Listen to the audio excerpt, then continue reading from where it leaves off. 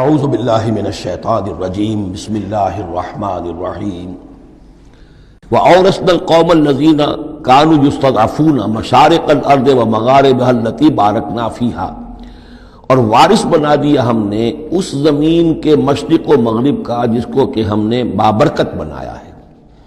یہاں میں مشارق الارض آ کر ذرا بات کے سمجھنے میں مشکل ہو جاتی ہے، یہ خاص ایک ترتیب ہے رزم کے حوالے سے۔ مراد یہ ہے کہ اس زمین کا وارث بنا دیا جس زمین کو ہم نے بابرکت بنایا ہے، اس کے مشرق اور مغرب پر قبضہ دلا دیا اس قوم کو کہ جس کو دبا لیا گیا تھا۔ یہ زمین فلسطین ہے، ارض فلسطین، اس لیے کہ قرآن مجید میں بھی ہے الذی بارکنا حولہ، سبحان الذی اسری بعبدہ لیلا من المسجد الحرام الى المسجد الاقصی الذی بارکنا حولہ لنریہ من آیاتنا۔ تو یہ سرزمین فلسطین جو ہے یہ اس اعتبار سے بھی مبارک ہے کہ سینکڑوں انبیاء یہاں رہے اور دفن ہوئے، حضرت ابراہیم علیہ السلام کے بعد سے لے کر، اور یہ کہ نہ معلوم کتنے طویل عرصے تک یہ انبیاء کا مدفن بھی رہا اور ان کا مسکن بھی رہا۔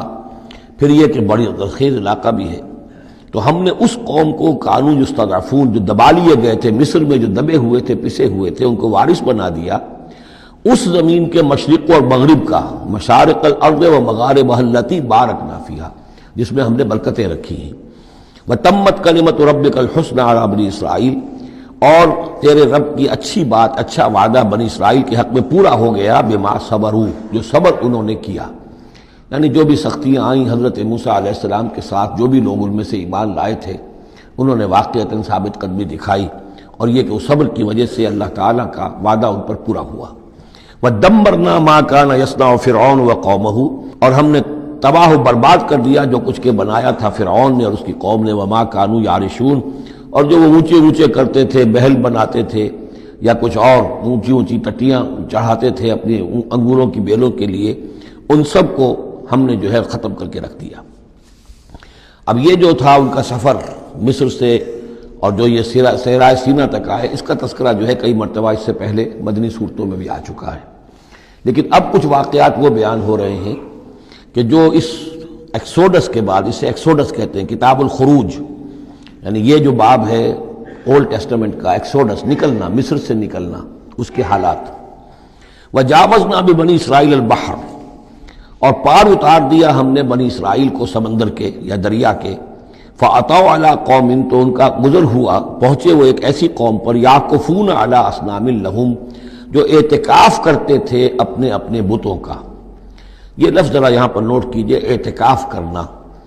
اصل میں جو فلسفہ ہے بت پرستی کا، جسے کہ آج کے دور میں ڈاکٹر رادھا کرشنن، جو ایک زمانے میں ہندوستان کے صدر بھی رہے ہیں، بہت بڑے فلسفی تھے، بلکہ ایک دور میں یوں سمجھیے کہ دنیا میں دو ہی فلسفیوں کا ڈنکا بج رہا تھا، ایک فلسفی مذہبی قسم کا اور وہ ڈاکٹر رادھا کرشنن تھے، اور ایک فلسفی ملحد قسم کا، وہ برٹرنڈ رسل تھا، اور یہ دونوں تقریباً ایک ہی عمر کے ہم عمر، اور دونوں ہی 90 سے اوپر ہو کر فوت ہوئے ہیں۔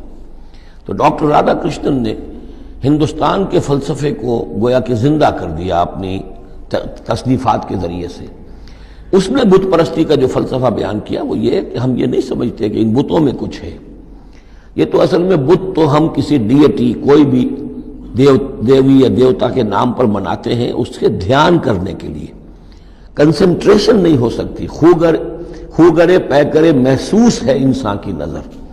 انسان جو ہے مراقبہ کرتا ہے، اگر آپ جو مراقبہ کرنا چاہتے ہیں، اللہ کے ساتھ دھیان لگانا چاہتے ہیں، کیسے لگائیں؟ لیکن اگر کسی تصویر کو سامنے رکھ لیں تو پھر توجہ کو مرکوز کرنا آسان ہو جائے گا۔ یہ ہے ان کا فلسفہ بت پرستی کا۔ تو اعتکاف اسی کو کہتے ہیں کہ سال میں یہ 10 دن آدمی نکال لے کہ اپنی توجہات کو ہر چیز سے، دنیاوی معاملات سے، ان سے ہٹا کر اور اللہ تعالیٰ کی ذات پر وہ مرکوز کرے، ذکر پر، توجہ پر اور دعا پر، مناجات پر، یہ اعتکاف ہے۔ تو انہوں نے بت اپنے بنائے ہوئے تھے اور ان بتوں کا اعتکاف کرتے تھے۔